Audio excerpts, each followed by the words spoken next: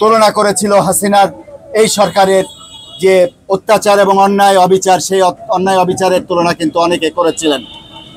আমরা সেই তুলনায় যাব না, বরং একটা কথা বলতে চাই যে ইতিহাস মানুষকে শিক্ষা দেয়। যদি আপনারা এই বিগত দিনের ইতিহাস থেকে এখনো যদি শিক্ষা নিতে না পারেন, তাহলে ভাববো রাজনীতির এই প্রেক্ষাপটে আপনি আপনার মাতৃগর্ভে এখন অবস্থান করছেন। কখনো গণমাধ্যম কর্মীকে বা সাংবাদিকদেরকে লক্ষ্য করে আর সামনে একটা পদক্ষেপ নেবেন না। আমি স্পষ্ট ভাষায় রাজশাহীর প্রেক্ষাপট থেকে বলতে চাই, রাজশাহীতে যে সমস্ত প্রমিনেন্ট এবং গণমাধ্যম কর্মীদের উপরে আপনারা মিথ্যা মামলা রুজু করেছেন, চাঁদাবাজি সহ অন্যান্য যে সমস্ত মামলা করেছেন, আপনারা আজকে থেকেই ওয়াদাবদ্ধ হন এবং প্রতিজ্ঞাবদ্ধ হন যে আপনার দলীয় যে চেন অফ কমান্ড বা আপনার দলীয় যে অবস্থান, সেই অবস্থান থেকে আপনার নেতৃবৃন্দের কথা মনে রেখে বা আপনার নেতৃবৃন্দের কথা স্মরণ সম্মান রেখে, তাদের উপরে শ্রদ্ধা রেখে এই মিথ্যা মামলা আপনারা দ্রুত প্রত্যাহার করেন।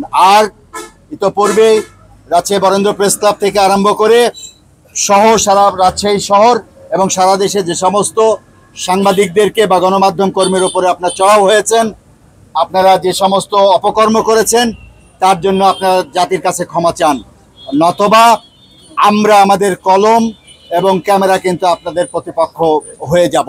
আর আমরা যদি গণমাধ্যম কর্মীরা আপনাদের প্রতিপক্ষ হই, তাহলে আপনারা কোনোভাবেই ভাবার সুযোগ নাই যে আপনারা রাজনীতিতে শাইন করার আর সুযোগ পাবেন।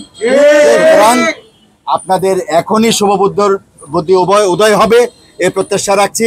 এবং আগামী দিনে বরেন্দ্র প্রেস ক্লাব, এবং আপনারা জানেন একটা মেসেজ আপনাদেরকে দিতে চাই, রাজশাহী প্রেস ক্লাব দীর্ঘ 28 বছর একটা রাহু গ্রাসের মধ্যে কলাপস হয়েছিল।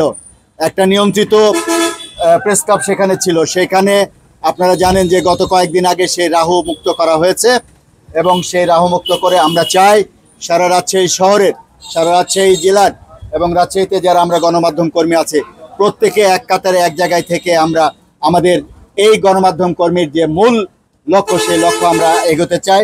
সেক্ষেত্রে বরেন্দ্র প্রেস ক্লাবের যারা নেতৃবৃন্দ আছেন তাদেরকেও আমি অনুরোধ করব যে আসুন আমরা এক কাতারে থেকে আমরা আগামী দিনের পথ চলার সুগম এবং আগামী দিনের পথ চলা মসৃণ করব, এবং এক জায়গায় থেকে এক কাতারে থেকে যে কোনো অপশক্তির বিরুদ্ধে আমরা আমাদের এই বলয় বা এই শক্তিকে কাজে লাগাবো, সে প্রত্যাশা রেখে সবাইকে শুভেচ্ছা জানিয়ে আবারও বরেন্দ্র প্রেস ক্লাবের উত্তরোত্তর শুভকামনা করে আমি আমার বক্তব্য শেষ করছি। ধন্যবাদ সবাইকে, শুভকামনা।